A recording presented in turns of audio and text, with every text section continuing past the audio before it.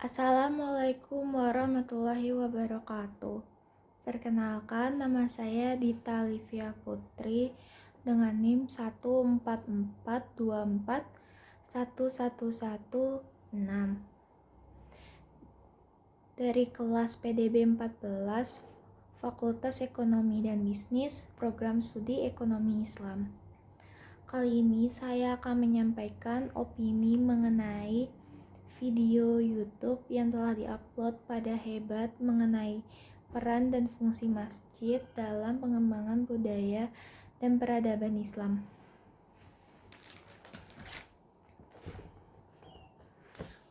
Yang pertama, opini mengenai Masjid Jogokarian di Yogyakarta.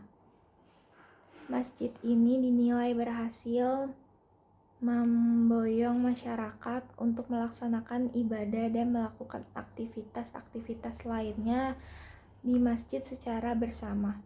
Salah satu contoh usaha pengelola yang berhasil dilakukan adalah tentang sholat subuh berjamaah yang dihadiri sampai dengan 300 lebih jamaah. Bisa dibilang jamaah yang hadir merupakan 60% dari jamaah sholat Jumat biasanya. Selain itu, tidak hanya melaksanakan kegiatan sholat subuh berjamaah, Masjid Jogokarian ini juga menyediakan makanan ataupun minuman yang dibagikan secara gratis kepada jamaah yang hadir.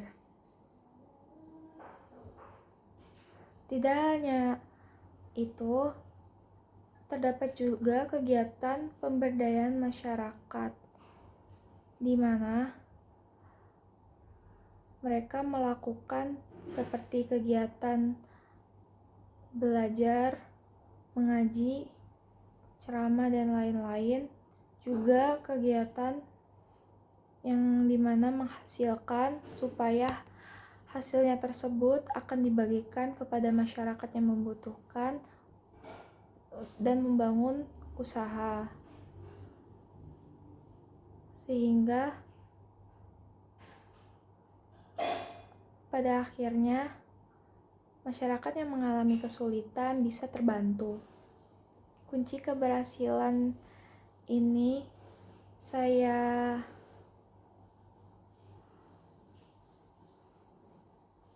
menurut saya kunci keberhasilannya adalah gotong royong dari masyarakat.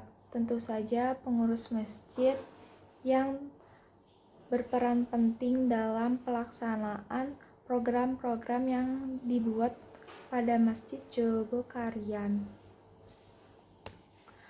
Semangat dari pengurus masjid harus ditiru oleh anak-anak muda agar menciptakan lingkungan yang saling gotong royong. Yang kedua, mengenai radikalisme pada masjid. Menurut survei P3MNU, sebanyak 41 masjid disinyali sebagai tempat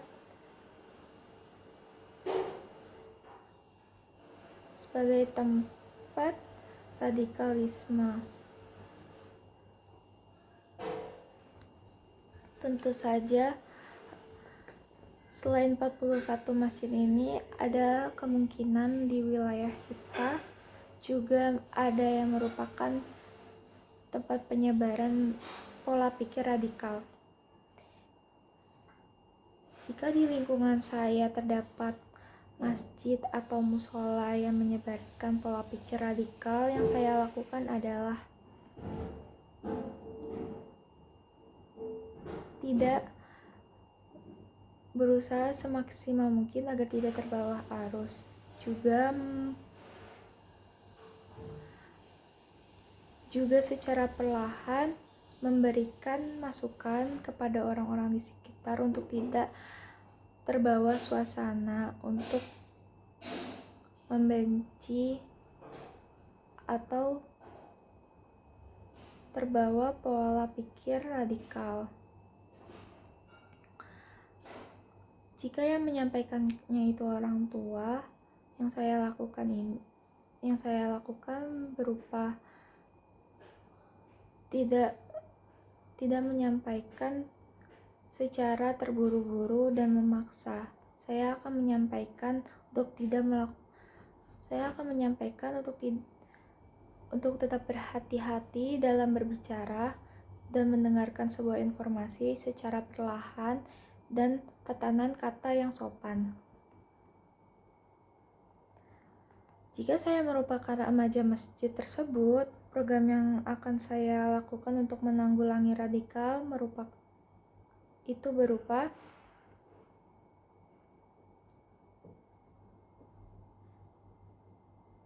menanamkan sifat kebersamaan dan toleransi atas berbeda-bedanya suku budaya di Indonesia kepada anak-anak yang masih kecil. Contohnya, saya akan melakukan ngaji. Dalam kegiatan ngaji tersebut akan saya ajarkan pelan-pelan untuk yang namanya pintar dalam